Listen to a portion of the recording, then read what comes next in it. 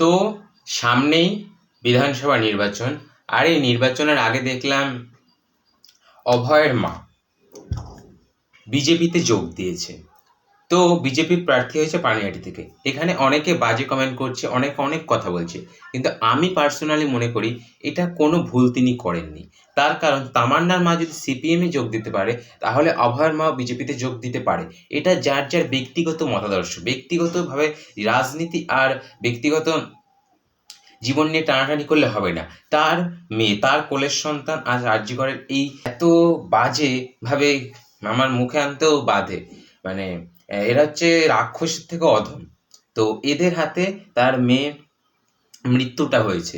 তো তিনি যদি মনে করেন যে হাতে ক্ষমতা নিয়ে বিচার পাওয়া যাবে, তাহলে সে ঠিকই করেছে। আর আমি পার্সোনালি মনে করি অভয়ের মা যদি পানিহাটিতে জেতে বিধায়ক হয়ে, তাহলে সে তার বিধানসভায় পুরোপুরি নারী নিরাপত্তা দিয়ে রাখবে। তার কারণ নিজের কোলের সন্তান যেটা হয়েছে, সে চাইবে না যে আরও কোনো মেয়ের এটা হোক, তাই ক্ষমতা দরকার। আর তামান্নার মা যদি সিপিএমের প্রার্থী হতে পারে, অভয়ের মা বিজেপি প্রার্থী হলে কী আসে যায়? ফেসবুকে দেখছিলাম কয়েকটা কমেন্ট, খুবই বাজে কমেন্ট। তা মেয়ের মৃত্যুর জন্য টিকিট পেয়েছে, খুব খুশি হয়েছে। আরে তার একটা মাত্র মেয়ে, সে এখন বিধায়ক হোক আর যাই হোক, তার তো আর কেউ নেই। তাহলে সে বিধায়ক হয়েও যে বিশাল কিছু লাভ হবে এমন তো কিছু না।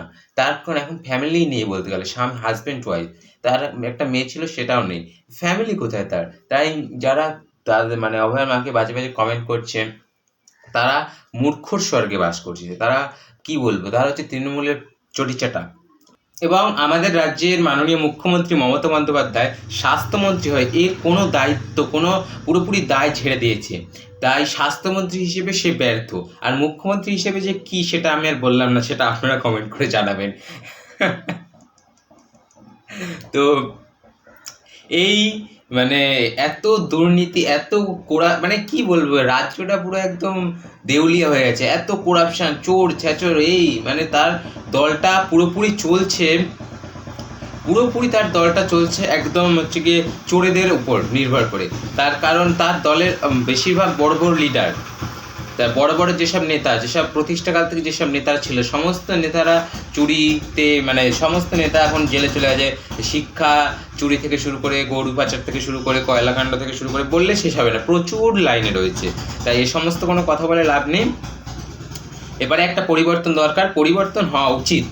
আর আপনারা কি মনে করেন অবশ্যই কমেন্ট করে জানাবেন। আর অভয়ের মা আমার মনে হয় তিনি জিতবেন, তার কারণ তার জেতাটা দরকার, পশ্চিমবঙ্গে তার জেতাটা দরকার খুবই, এবং একটি পরিবর্তন দরকার। রাজ্যে নতুন সরকার আসুক, এটাই আশা করি। আসলে সমস্ত কিছু চেঞ্জ হয়ে যাবে। এবার দেখা যাক, মানুষের রায় শ্রেষ্ঠ রায়, মানুষ যেটা মনে করবে সেটাই। তবে আপনার ঘরের মেয়ের বিচার চাইতে হলে পরিবর্তন দরকার, কারণ অভয়া সবার ঘরের মেয়ে। আজ আরও 10টা মেয়ের যেন এই ক্ষতি না হয়, সেই ভেবেই ভোটটা দেবেন, ইভিএম বোতামটা চাপবেন। তো যাই হোক, ঠিকঠাক সরকার নির্বাচিত করুন, রাজ্যটাকে একটা ঠিকঠাক রাজ্য গঠনের জন্য ঠিকঠাক সরকার দরকার।